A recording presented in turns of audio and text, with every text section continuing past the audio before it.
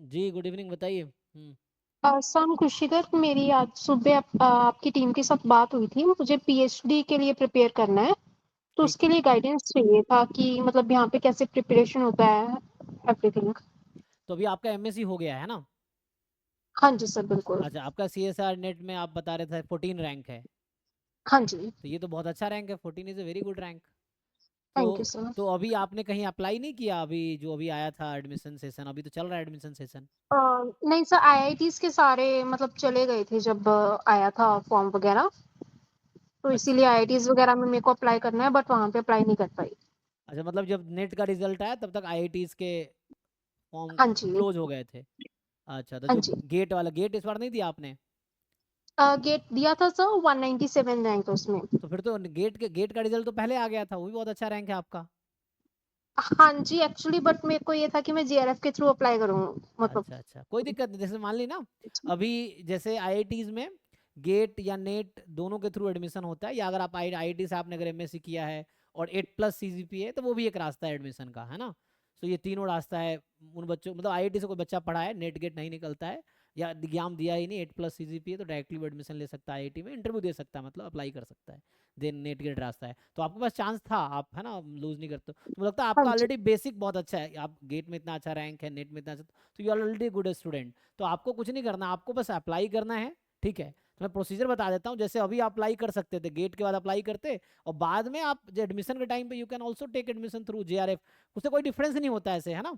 मतलब गेट और नेट के थ्रू ओके। फेलोशिप सेम ही मिलती है, चाहे आप गेट के थ्रू ओके पीएचडी करो सर। आईआईटी से या नेट के थ्रू पीएचडी करो, फेलोशिप सेम मिलेगी। डिफरेंस बस ये है कि नेट के थ्रू फेलोशिप या तो यूजीसी या सीएसआर देती है, और गेट के थ्रू जो फेलोशिप वो इंस्टीट्यूट देखती है। जिस आईआईटी में जाओगे तो इंस्टीट्यूट के अकाउंट से पैसा आपको मिलता है, और नेट के थ्रू जो है वो फेलोशिप आपको एजेंसी देती है, सीएसआर या यूजीसी। तो वैसा रहता है। तो आपको बस ये करना, आपको मुझे लगता है कि ऑलरेडी सब्जेक्ट आपका स्ट्रांग है, तो जस्ट अप्लाई। अभी आईआईटी में 2 बार एडमिशन होता है पीएचडी का, अभी जून सेशन चल रहा है, अगला दिसंबर सेशन में होगा। तो फॉर्म अक्टूबर में आना शुरू हो जाता है। तो आप अक्टूबर में जितने आईआईटीज़ हैं उनके डिफरेंट वेबसाइट पे जाके आप अप्लाई कीजिए। फिर वो फिर शॉर्टलिस्ट करेंगे, देन है ना, you have to go to institute physically. आपको ऑफलाइन में टेस्ट और इंटरव्यू होता है, वो देना है, टेस्ट देना है, टेस्ट क्वालिफाई होगा तो इंटरव्यू होगा, देन आपका एडमिशन हो जाएगा। तो ये प्रोसीजर है।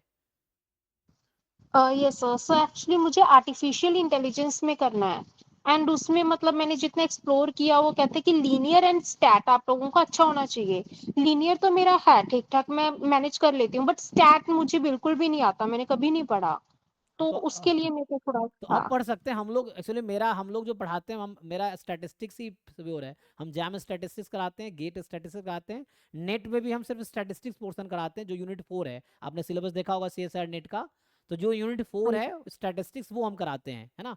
यूनिट 1 भी कराते हैं, हमारे दूसरे जो फ्रेंड है ना, वो यूनिट 1 भी हम लोग यूनिट 1 और 4 कराते हैं। तो हमारा मेनली बैकग्राउंड स्टैटिस्टिक्स है, स्टैटिस्टिक्स बच्चों को ही हम गाइड करते हैं।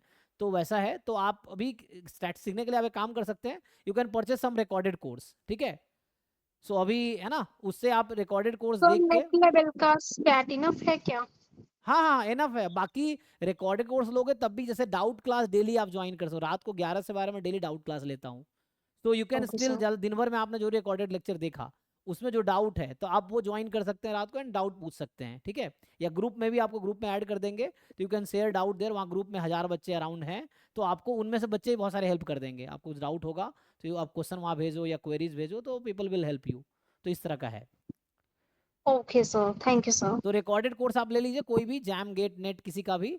तो मेनली कंटेंट, जैसे जैम का सिलेबस जो है ना, जैसे जैम स्टैट्स का सिलेबस जो है कम है, गेट का उससे भी ज़्यादा है, नेट का उससे भी ज़्यादा है, तो आप किसी का भी ले सकते हैं, है ना? और एक कोई कोर्स लोगे बाकी सब मिलेगा, तो आपको जैम गेट नेट तीनों का रिकॉर्डेड लेक्चर मिल जाएगा। आई थिंक शायद 5000 प्राइस है 1 साल के लिए, ठीक है? तो ओके आप वो सर। देख सकते हैं। क्वेरीज होगा तो ग्रुप में आप पूछ सकते हैं, या लाइव में मुझसे डिस्कस कर सकते हैं, ऐसे ही डेली, ठीक है?